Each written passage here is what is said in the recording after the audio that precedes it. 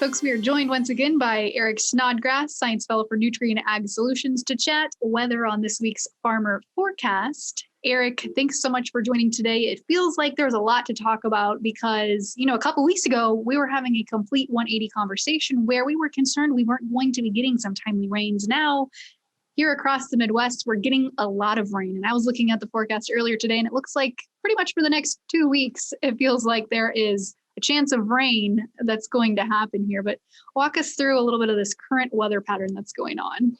Yeah, it is going to feel that way for us right here in the central part of the United States. But on the sides, over the east and west coast is going to be a different story. But I got to show you this amazing picture here. This was taken by my friend and colleague, Andrew Pritchard. He works for us at Nutrien Ag Solutions, and he's out doing some kind of field reconnaissance and a little chasing right now. And he caught that storm. That's a supercell in Lubbock, Texas. What a monstrous storm he had there. Well, that's been where it's been wet first. And so let's just look back over the last 3 days. Now, this is up to Tuesday afternoon. So this would have been Sunday through Tuesday at total accumulated precipitation. And you really start to hone in on where some of those bigger thunderstorms have been. But the big idea here is it's right in the midsection of the United States. And the question is, are we going to keep moving this precipitation to the north?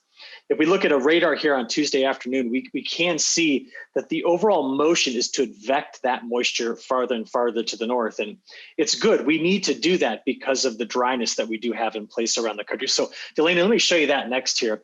We're going to do that by looking just over the last month. I love these maps because what they do is inside of every climate reporting district, you get a number. And that number represents where you sit on the 129-year rank. So we've got a lot of data in the United States, and this just shows you that there are places in the upper Midwest, in the Northern Plains. Also, look over here in the Mid-Atlantic in the Carolinas that are very, very dry. And we're going to be returning moisture to this area, but not on the West Coast where it's been so very dry, or in the East Coast anytime soon. And why this is important is take a look at this map. Top 3 feet of soil moisture. You can see those areas that we know that are dry. We're bringing some relief to Minnesota, parts of Iowa, Wisconsin. It's going to take some time to get over to lower Michigan, but it's still dry in the Mid-Atlantic. And thank goodness some relief coming here to the Northern Plains. Now the West, we're in the dry season, so it's very rare to recover moisture at this point.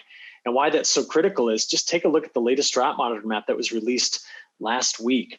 We still have well over 60% of the country as abnormally dry. We've seen drought getting a little bit worse right in through here and also down in the Mid-Atlantic too. So these rains are coming at a really good time and we need to be seeing them. But Eric, in your opinion, is this rain that's coming right now? Iowa is part of that drought monitor where there's some pretty bad areas as well as parts of North Dakota, South Dakota. Is this rain that's coming and expected to be coming here, is it going to be enough? Well, let's figure out that answer to the question. Let's look at why it's going to be there. Take a look at this animation. So this is later on this week. This tells you when people like me say the Gulf is open, this is what we're talking about. So we're going to see if we can get the rain to those folks and have it be enough. But there's a large high pressure cell that's sitting here, over the East Coast, the Mid-Atlantic. There's a trough in the West. And in between, the air is just funneled right out of the Gulf, straight up to the Northern Plains. So now you can start to see where that moisture is building very far to the north in these areas. Okay, how much are they going to get? Well, I've kind of fast forwarded this animation all the way out. Let's take it all the way out 1 week. Let's go all the way up to next Monday night. And we do start to see coming through Iowa, better chances of 1 inch to 1.5 inches, possibly heavier rainfall here in Montana, North Dakota, the Southern Canadian Prairie, Minnesota. Those are areas that desperately need it. As I let this keep going out into next week, now we're looking at a single model run, so there's going to be some error here. Do you see how, you kind of mentioned, it's just going to keep raining? Do you see how it just keeps filling in the middle there? Let's kind of rock back and forth. So we got more on the way as we try to finish this month of May, but who's missing it? The Southeast to the Mid-Atlantic. And that's an area that I have seen drought. Now, will this completely correct the drought problems in the upper Midwest and the Northern Plains? The answer to that is no, it won't. There's too much of a deficit, but anything is good at this point. And not only is the United States expected to get some wet weather, but Brazil and South America are expected to finally get some wet weather, and they could certainly use it. Yeah, absolutely. If you just kind of look here at the last 30 days in terms of precipitation anomalies, you can notice very clearly that southern Brazil has been exceptionally dry. Some places there well in excess of a 5-inch deficit just here from mid-April to mid-May.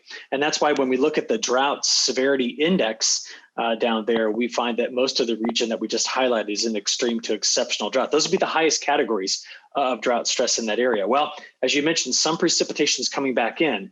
And this is a 10-day precipitation anomaly map. And what you notice is that there's basically some moisture that's traversing north through Argentina. And then as it begins to get here into southern Brazil, we start to return rains to Paraná, Sao Paulo, Mato Grosso do Sul, and even over here in the western parts of Mato Grosso. But this is starting next weekend, right? So we still have several more days of dry conditions that's going to happen here. So I think what we would think about this rainfall is that it's not going to be corrective. In other words, it's not going to all of a sudden reverse the yield loss, but it could put a temporary stop to some of those problems.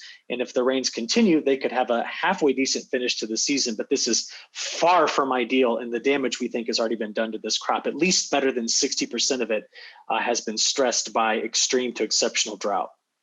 And Eric, put it in perspective for us. I know you've mentioned it before, but as far as stage and growth, where would they be at right now comparable to a U.S. Growing season?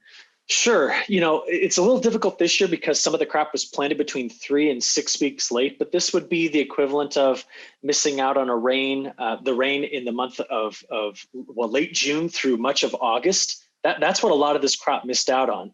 And so now what they're doing is they're getting to that point where most of the crop has, has gone through pollination and is now filling. And the problem is that it's just not got the water to help that out. I've seen almost everybody that has a crop estimate, including CONAB, the USDA, and several private groups have just continued to lower their numbers. Some of them are below 100 million metric ton. Many are between 100 and 103. But the earlier thinking for the size of this corn crop combined both full season and second season could have been 110 plus. So this is going to continue to be an issue as we press forward into our spring and their fall. It certainly will, and it's going to be something that we're going to continue to talk about weekly with Eric Snodgrass on Farmer Forecasts coming up. Eric, thanks again for joining us today. Yeah, thank you for having me.